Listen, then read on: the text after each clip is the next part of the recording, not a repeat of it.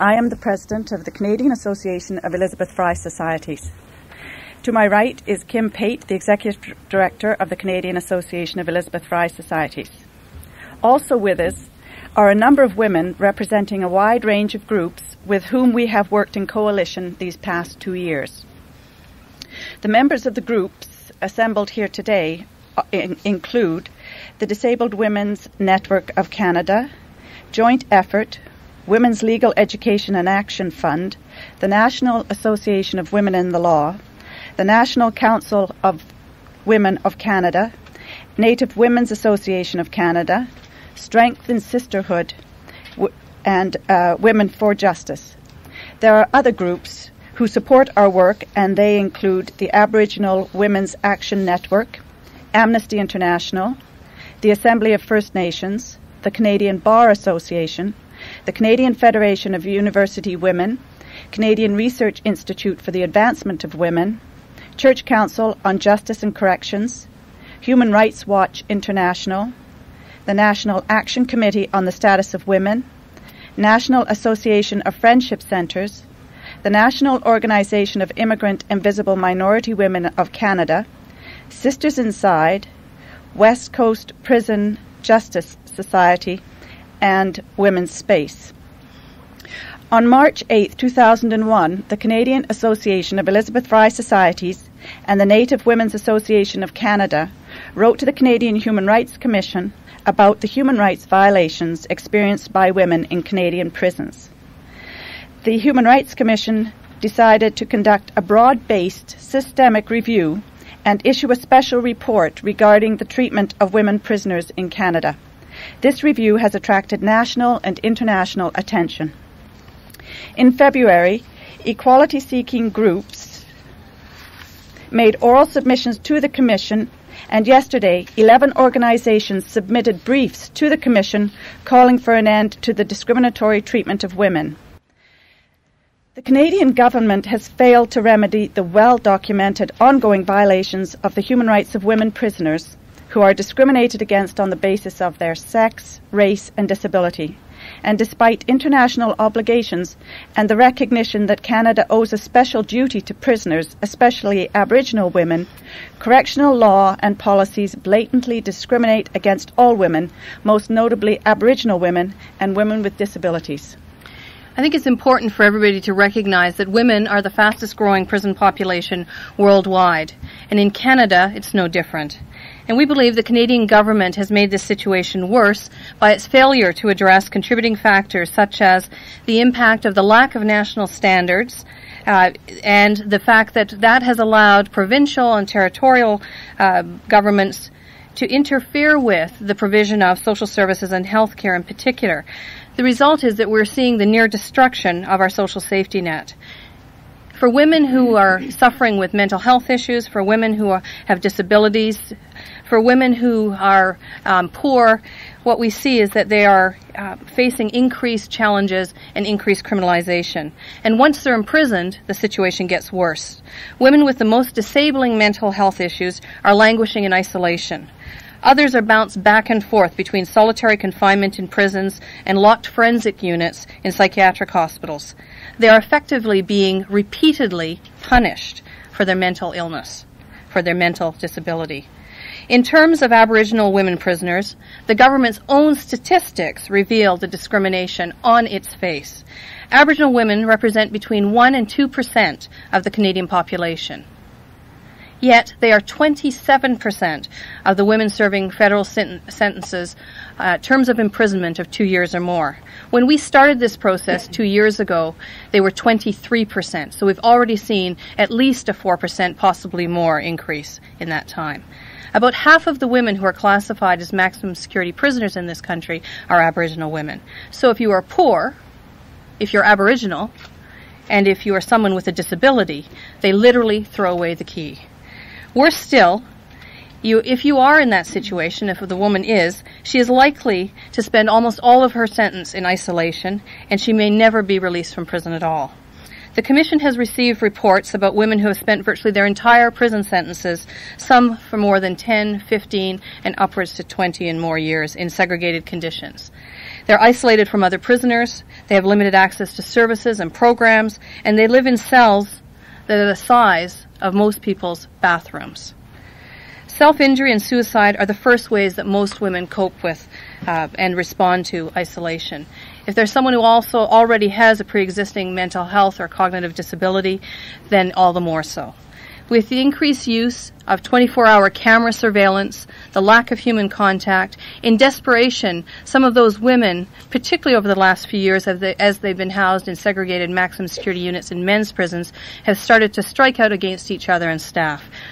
What we know historically is that the more desperate a situation becomes in prison, the more likely we start to see things like suicides, hostage takings. And they are, we know, prisoners' last resort. History has told us time and time again. These are the kinds of things we have detailed in our submissions to the Commission. We expect the Commission to be proactive and direct the Government of Canada to take immediate action to end this discrimination. In order to prevent further harm and injustice to the women, we expect the Commission to ensure that there is meaningful change. As many reports have detailed, most recently the one by Madam Justice Louise Arbour after the Commission of Inquiry into events at Prison for Women in 1994, as recently as that report, there have been calls for and repeated calls for arm's length and independent accountability mechanisms, compensation for rights violations, the closure of new segregated maximum security units in the women's prisons, as well as the immediate closure of all of the segregated maximum security units in the men's prisons. And we're also urging that there needs to be an investing of resources in housing, employment, education, and other supports that allow women to actually be integrated in the community and stay in the community and be able to contribute to the community. By failing to remedy these situations, the government is complicit in the increasing relegation of more and more women to the street, to jail, or to death. Thank you, and we look forward to answering your questions. And nous avons la traduction. Alors, s'il y a des questions en français, nous avons une traduction. Merci. If you could go into a little more detail about, you talked about, people who are Aboriginal and have disabilities are more likely to be put into segregation and labeled higher risk. How is that happening? There's a piece of paper that shows evidence of this, or? Yeah, the statistics, as I mentioned, stand on their face. What happens is there are three ways you can be labeled as maximum security. One is the basically what you did, the offense you're convicted of, that can render you maximum security. Also, how you behave in the prison is one way. The second way is what your risk of escape is and what your risk would be to the community if you did escape. And the third way is what's called institutional adjustment. Now, you can imagine that women who have experienced generations of colonialism, residential schools often, child welfare, a juvenile justice system, have been on the streets. Their ways of surviving are to resist the authority that has tried to oppress them. And so that alone will result in many of the women being seen as more difficult to manage. Women with disabilities who come in, women who try to gouge their eyes out, bash their heads against walls, light themselves on fire, slash themselves, try to commit suicide are very difficult to manage as well. And these aren't therapeutic environments, even when corrections tries to make them. Prison and security always takes the first seat. So that's how many of the women with disabilities. In addition, there's a number of sections in the legislation that are blatantly discriminatory that take into account social condition, where you've lived, whether you've ever had a job, whether any other people in your family have had criminal. So you can see that particularly when we see the genocidal response we've had to Aboriginal people, not surprising, many women automatically end up being categorized as a higher security. And I know there's women from Native Women's Association of Canada who may also have additional comments. Elisa Laus from the Native Women's Association of Canada. Basically, I would just like to say that, what Kim has spoken about is very true. One of the things that we have been trying to basically fight Corrections Canada on is the initial assessment that takes place of Aboriginal women coming into prison. It's a white, male-based, middle-class system of rating a person or scaling them, which ends up classifying what security level they'll be at. So automatically our women are at a disadvantage. And our culture is also seen as a disadvantage because we don't deal well with authority. We have a history of that. It's kind of like in the institutions itself being authoritative, the oppressor oppressing further. So as a result, many of the women who are Aboriginal ending up in a prison setting or even within the justice system itself before prison are ill-treated. And there's presumptions about who they are based on the things like Kim was talking about, whether or not your family has ever had employment, whether or not you've ever worked. And it's really a response to the oppression that we've received as people in Canada. Yvonne Peters with the Disabled Women's Network of Canada. I could perhaps just add one piece of information that is quite blatant. If you look at Section 17 of the regulations of the Corrections and Conditional Release Act, some of the criteria that are set out quite boldly in the legislation in terms of factors that should be considered when looking at what security level to assign to a woman, physical and mental disability are definitely listed in those factors and often mean that where those types of disabilities are identified, the woman will be classed as maximum security. This, to Dawn Canada, seems to be appalling in the days of guarantees of equality in Section 15 of the Charter. Right. Thank you. Can I? And for Strength, Ann Hansen. Can I say something on? Yeah, well, in terms of the question you had, I think Kim already mentioned like 40 to 50% of the women in these segregated maximum security units are Native women, and just this year there's been two short hunger strikes of Native women who've been denied access to their Native sweat lodges, and this is a right under the Charter of Human Rights and Privileges, and a right that actually was being respected in the old P4W. But now, they've gone back in time, and that's being denied. So that leads to the women becoming very frustrated and angry because they can't even participate in their, spiritual, religious rights. So that exasperates the situation, so they end up getting charged in the future. It's just an example. Just to, I guess, elaborate on that question, and also how the prison system is actually discriminatory against Native people. Heather Evans from Women for Justice. I wanted to just elaborate more on what Yvonne was saying. Women who are going into the prison system with a mental health disability are not going into a healing, healthy environment. What they're doing is they're going into the regular system and they're being punished because of their disability. So Corrections Canada basically is assuming the role of therapist, and they're calling themselves primary workers. They are the main therapist to work with the women 24 hours a day, basically. The women who go into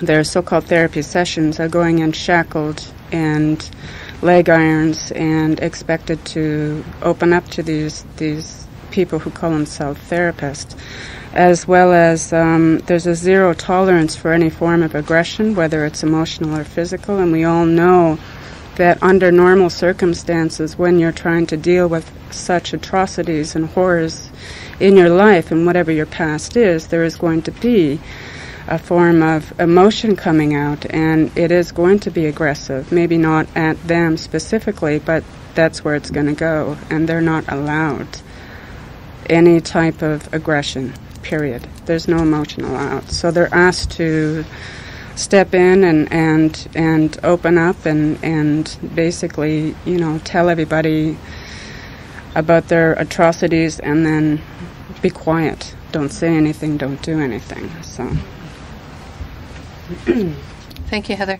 One of the realities, as Heather has just mentioned, is we often hear women say to us that if you laugh too much, they'll think you're high. If you cry too much, they think you're depressed and put you in segregation.